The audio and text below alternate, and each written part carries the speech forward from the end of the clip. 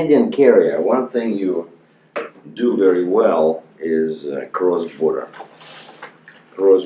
trucking. And I've been trucking since 2005, and pretty much 95% of loads are across the border into US or from US to Canada.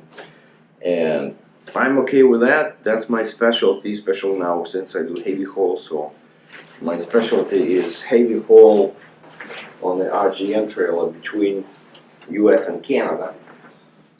But now, since I will have a Jeep and Stinger, I'll be doing more Western Canada, which I couldn't do before. But one thing about the States that often kind of like puzzles me is why Department of Transportation cannot reach an agreement with Department of Immigration. And I don't think I don't think the rates would suffer. I think just I don't think it's good practice, to get a truck like this, an expensive piece of equipment that can do so much more, and you because of the current rules, you have to drive so much, empty without doing anything and just buying fuel, wasting time. Now this guy was lazy. He came in from here. No, actually he came from there and went this way and tried to back. He could not do it. So now, oh okay, now there's enough space in there. There's enough space. Yeah, very ugly old truck stop with all broken pavement here, but it says fuel stop 24 hours, and we across the street from TA, which was totally booked. So I came in here and I came like this, came from there, and I pulled forward and then just backed, nice and cool. And so I just came back. See, it's pretty cold. So I got about 1,000 miles to go to Rock, Michigan. This is Earl. It's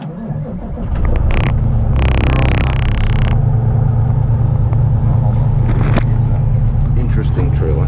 You don't see every day. So it's a double drop. You see, that's what is actually called double drop. You see, it's not removable, but it has a drop in the front in height and it has a drop in the back.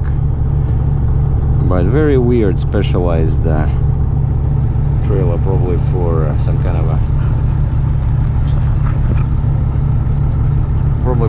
of tankers. Oh wow, I'm not gonna show you. It's very nice. It's cab over. And funny thing about cab overs here in the States and Canada is that they feel the need to increase the wheelbase to like ridiculous levels. Like what's the point of having a cab over if your wheelbase is 500 inches? That guy just drove in, and that's what he has. He has like a, I don't know, 310, 305 inch wheelbase. Anyway, I decided to start again my diet.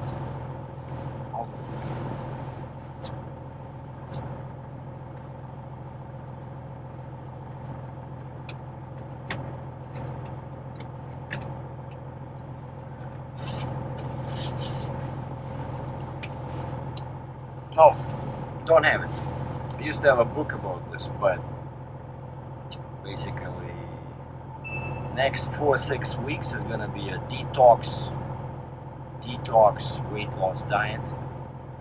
And now what I'm doing is I'm enabling my tablet, because for the night I usually just turn all apps off and I start the airplane mode.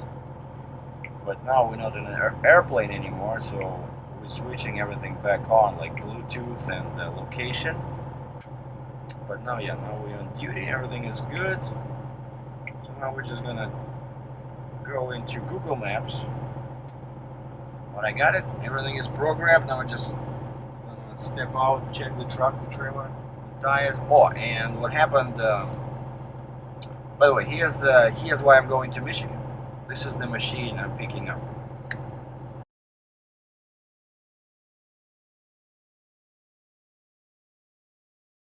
It's a forestry kind of like loader, forwarder, whatever. It's this Timberjack. They don't make them anymore, but people still use them a lot. You know, you see them. They drag. Basically, they hook up like a cable in the back, and they can drag a bunch of trees. You know, like a fella buncher cuts the trees, right, and then they use this machine to drag them with the cable. And I guess fella buncher cannot load it on the truck. I don't know, but anyway, so now they say that this Timberjack was bought by some company, and those guys quickly closed this line.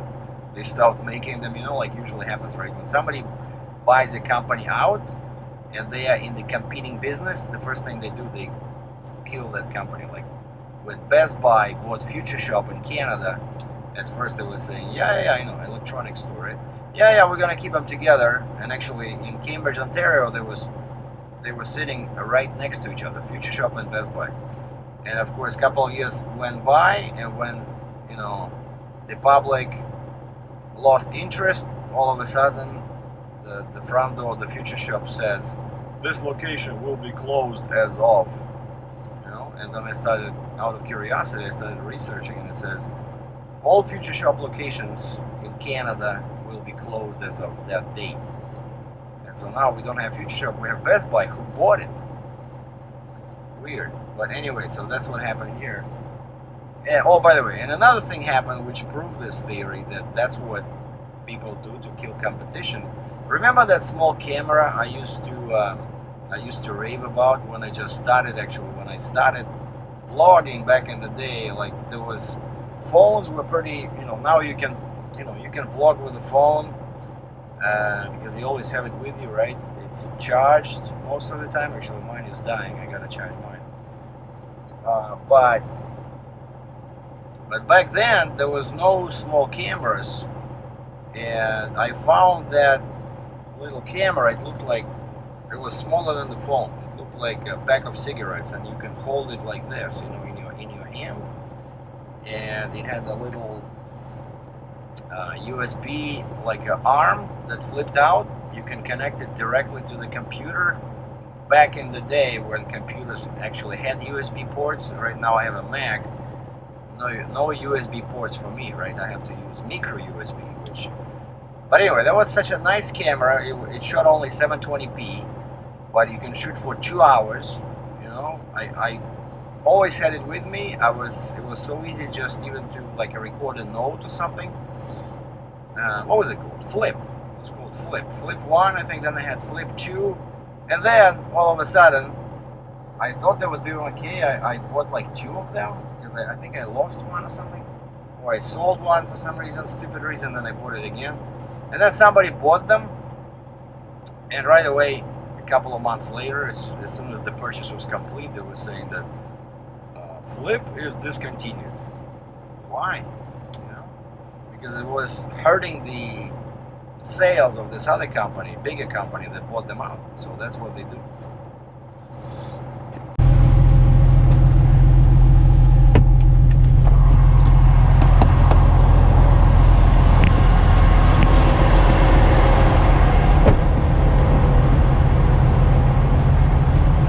Okay, fifth wheel is locked. Trailer neck is locked.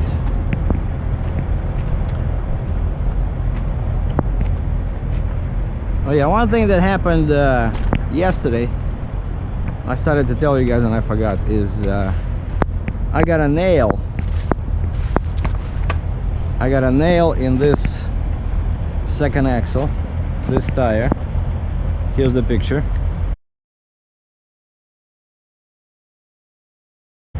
And it was sitting here, right? But it looked pretty big, and I thought, you know, what happens is if I try to pull it out and it just starts leaking. And I discovered this at TA truck stop. I think it was Prescott. Yeah, Prescott.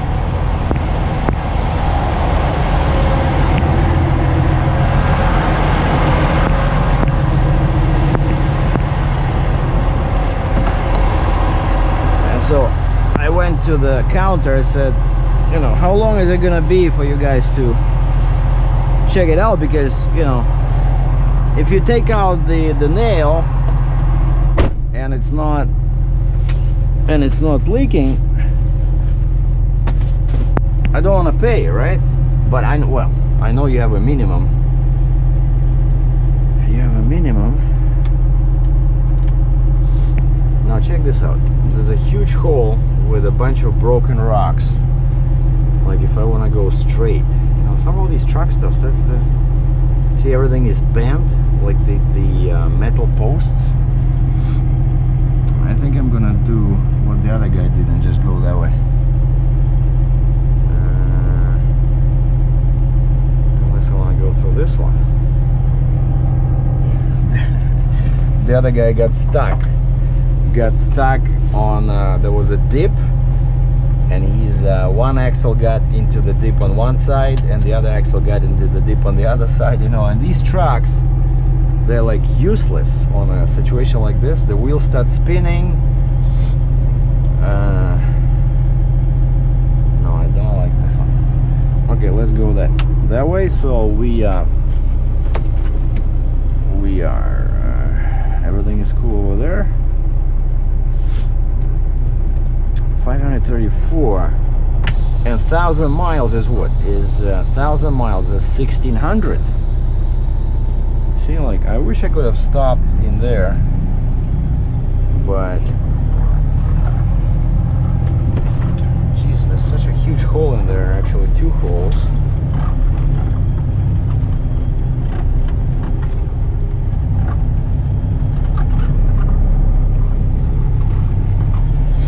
And the truck stop is basically like this one is just falling apart inside, you know. No towel, no paper towels, no napkins on tables.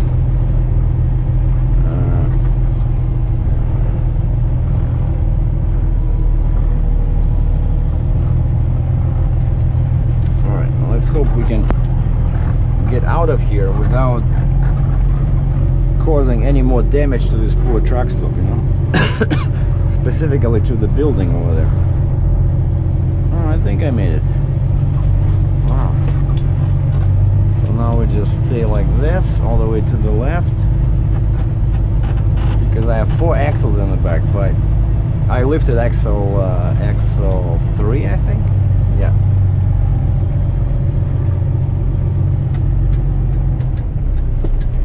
And diesel here is what? Oh, doesn't say.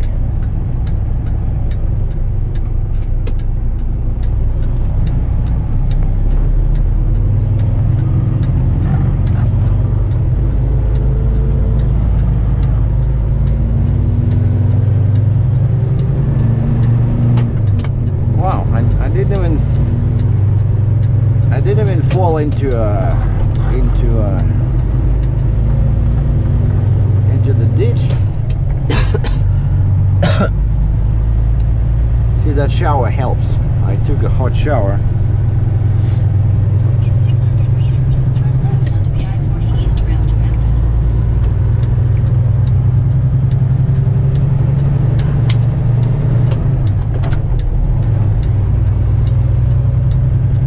Alright, I don't need this one.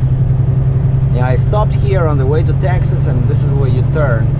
It's like a very weird turn. If you want to go that way, you have to turn this way. See, that's the 40 west.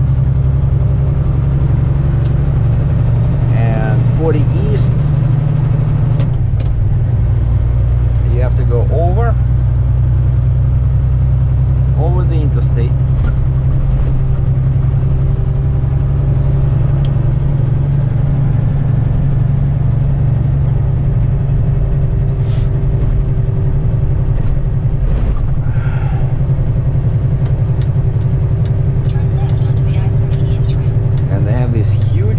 Concrete barriers in the middle. I don't know what, people were drifting into the other lane. Like, what's the story here? Why do we need such huge? In 400 meters, merge onto I-40 East.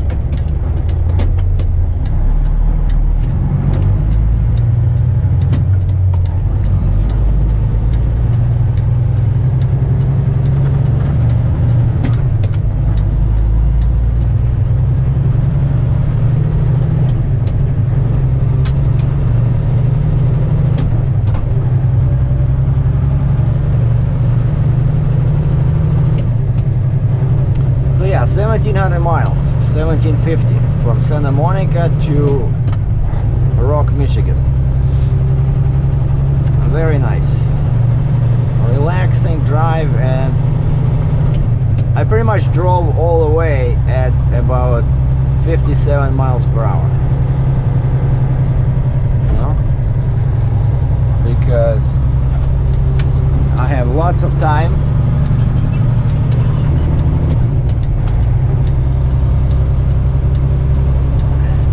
And like I always say, you choose the slowest speed that will get you to your destination on time.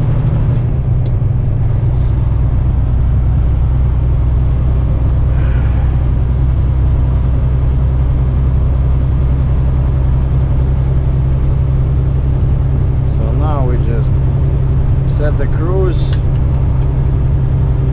at 91. Let's go crazy. So 91 is 56 miles per hour. Enjoy the cruise. At least the weather's okay, but 0 Celsius, 32 F. Yesterday in the middle of the day it was plus 11, which is about 52 or 50, somewhere there. So it was okay, but now yeah, it's a bit cold. Hopefully the weather will improve. Oh, I already see 1 degree Celsius. That's good. And I think that storm, the storm in the Midwest already passed.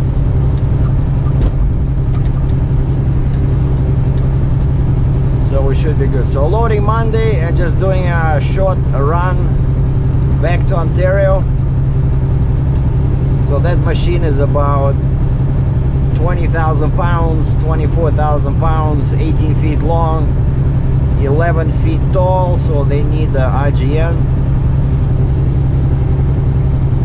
And not sure what I'm doing after that, but I posted my truck